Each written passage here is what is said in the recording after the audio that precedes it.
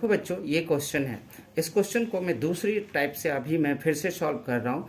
इसका दो वीडियो है, एक वीडियो आप देखना कैसा है, दूसरा वीडियो देखना क्या है। उसमें मैंने अलग तरह से सॉल्व किया है, इसमें मैंने अलग तरह से सॉल्व करूँगा। इसमें देख लो, ये क्वेश्चन है, किसी एक को इधर ले जाऊँ या इसको इधर ले जाऊँ, जिसको भी इधर ले जाऊँगा बोथ साइड स्क्वायरिंग करना ही पड़ेगा। लेकिन दूसरी बार जाके फिर से बोथ साइड स्क्वायरिंग आता है, सॉल्व नहीं होता। फिर मैंने √2 का वैल्यू रख के और सीधे सॉल्व करके निकाल लिया। अब हम देखते हैं कि इसको इधर ही रहने देता हूँ और फिर सॉल्व करके दिखाता हूँ, फिर देखो कैसे होता है। तो हम सीधा यहाँ लिखेंगे both side squaring, both side squaring √2 है प्लस √x है का ऐसे होल स्क्वायर कर देंगे, इक्वल्स टू में बोथ साइड स्क्वायरिंग इधर भी कर देंगे। ये क्या हो जाएगा, आपको √2 का स्क्वायर हो जाएगा प्लस 2 और मल्टीप्लाई √2 और फिर मल्टीप्लाई √x और प्लस में हो जाएगा आपको √x का यहाँ भी होल स्क्वायर हो जाएगा और इक्वल्स टू में 4 हो जाएगा।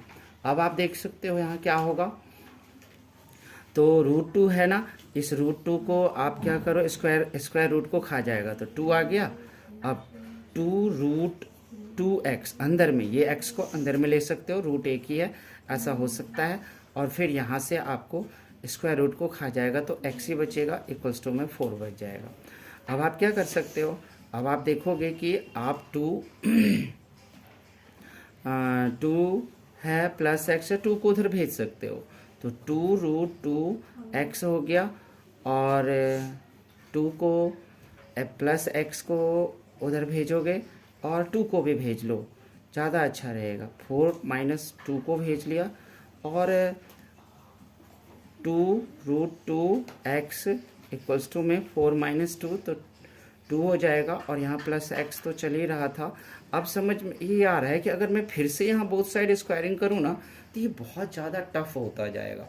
इसलिए मैं सोचता हूँ कि इस x को ना इधर भेज लेता हूँ, जिससे काम ना आसान हो जाएगा। आप तो और वैसे आप यहाँ सीधे ऐसे रख के स्क्वायर करके इसको भी स्क्वायर करके कर दोगे, सॉल्व हो जाएगा।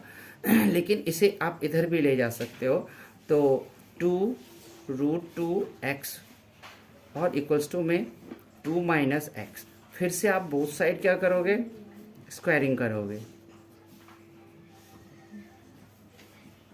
बोथ साइड स्क्वायरिंग करोगे तो आपको क्या आ जाएगा, ये 2√2 का x ऐसे लिख लोगे, इक्वल्स टू में 2 - x को भी ऐसे स्क्वायर में लिख दोगे। अब क्या हो जाएगा, यहाँ पे देखो 2 जो 4 हो गया और स्क्वायर रूट पे चढ़ गया तो ये ख़त्म, तो यहाँ 2x बच गया।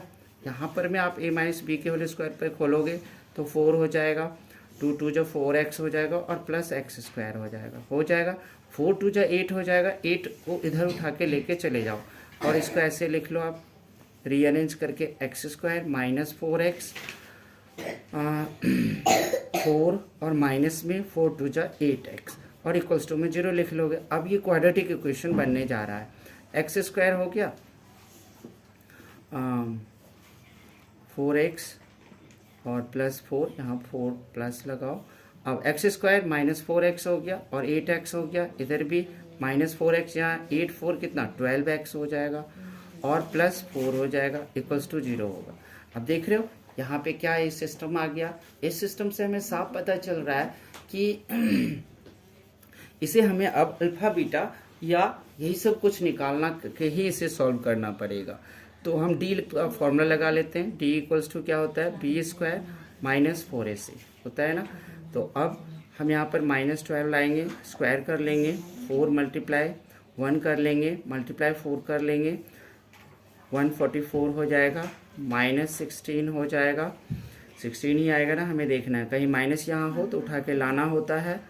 144 - 16 अगर कर दें तो 14 में से 6 गया 8 हो जाएगा और 3 में से 1 गया 2 हो जाएगा, 128 हो जाएगा, जो कि आपको 0 से बड़ा है। अब आप अल्फ़ा और जो कि 0 से बड़ा है, अब यहाँ पर आप क्या कर सकते हो, अल्फ़ा बीटा निकाल करके आप अपना सॉल्व कर सकते हो।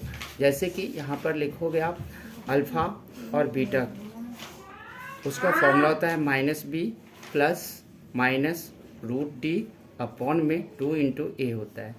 अब अल्फा इसको यहाँ पर मैं पुटिंग कर दो तो माइनस बी माइनस -12 है, आपका बी देख लो यहाँ पे -12 है, और प्लस और फिर माइनस, और डी जो है वो आपको 128 है।